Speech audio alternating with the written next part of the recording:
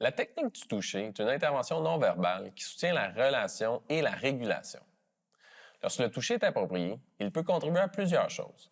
Par exemple, il peut apaiser une personne en détresse, renforcer le lien de confiance, valoriser un comportement positif comme un high five, recentrer l'attention ou guider une action de manière douce et sécuritaire, comme une petite tape sur l'épaule.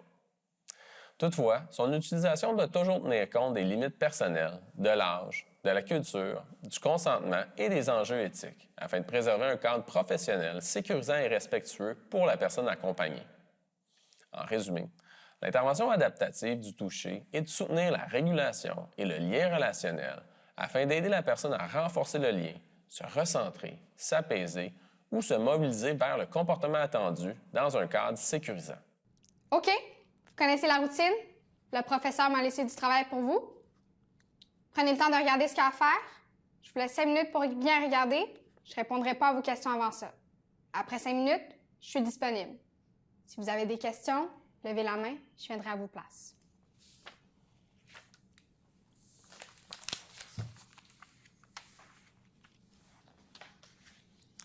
Ça va, Jessica? L'intervenante amorce la période de récupération. Elle voit que Jessica n'est pas dans une posture pour se mettre au travail en étant plus allongée sur son bureau. Toutefois, elle n'insiste pas et l'observera pour évaluer si elle se met à la tâche dans un délai adéquat. Son intention adaptative est de soutenir son autonomie en la laissant s'autoréguler en ce début de période pour l'instant.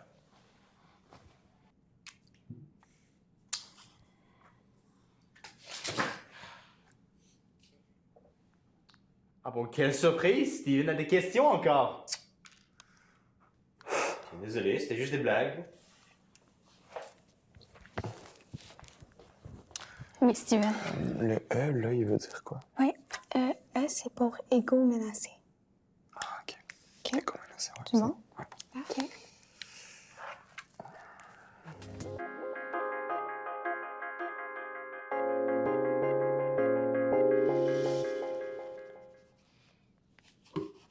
Ce serait le temps que tu te mettes au travail, Jessica. Les examens arrivent rapidement. Dis-le-moi s'il y a quelque chose qui ne va pas. Je suis là pour ça. Ça va, madame. OK. Je commence à te connaître. Je vois bien qu'il y a quelque chose qui ne va pas. Toi, touche-moi pas! Je t'ai dit que ça allait! Son chum vient de casser. Toi, ta gueule! Qui veut ton habit, le câble? Jessica est refermée, la tête appuyée sur son bureau, le visage en retrait. Elle ne s'est pas mise à la tâche. À ce moment, l'intention adaptative de l'éducatrice, c'est de chercher à soutenir la participation de Jessica dans l'activité. L'entrée en contact peut donner une impression de froideur puisque l'éducatrice amorce en clarifiant le contexte, soit que les examens s'en viennent rapidement. Toutefois, Jessica maintient une posture non-verbale fermée. Voyant son indisponibilité à la tâche, l'intervenante change son intention adaptative pour prioriser de prendre soin de la tristesse que semble vivre Jessica. Elle commence à la connaître suffisamment pour mieux discerner ses comportements.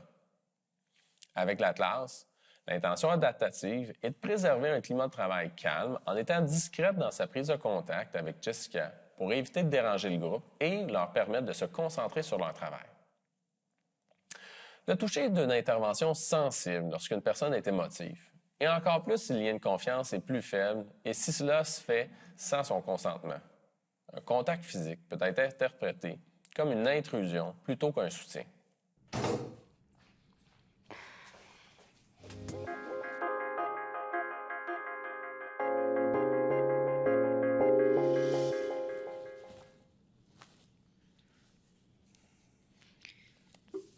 Ce serait le temps que tu commences ton travail, Jessica.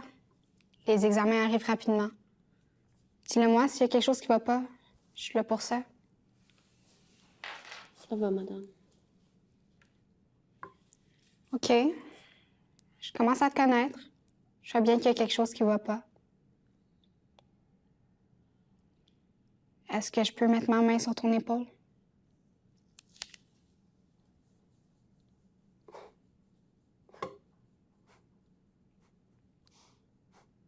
Est-ce que tu veux qu'on parle à l'extérieur?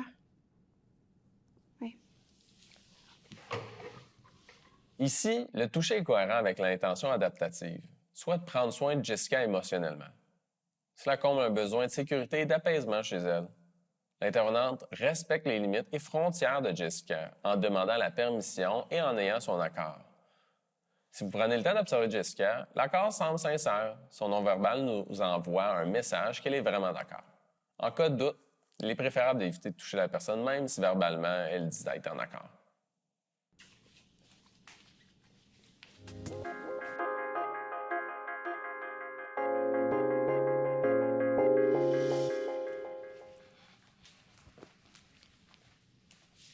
OK, les gars, je vais prendre quelques minutes pour parler avec Jessica à l'extérieur.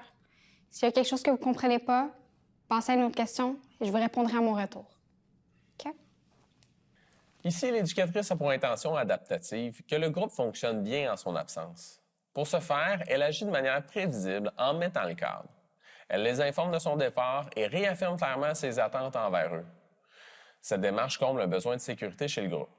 Autrement dit, elle met le cadre de façon explicite auprès du groupe afin de soutenir le fonctionnement pendant un moment non supervisé par l'adulte.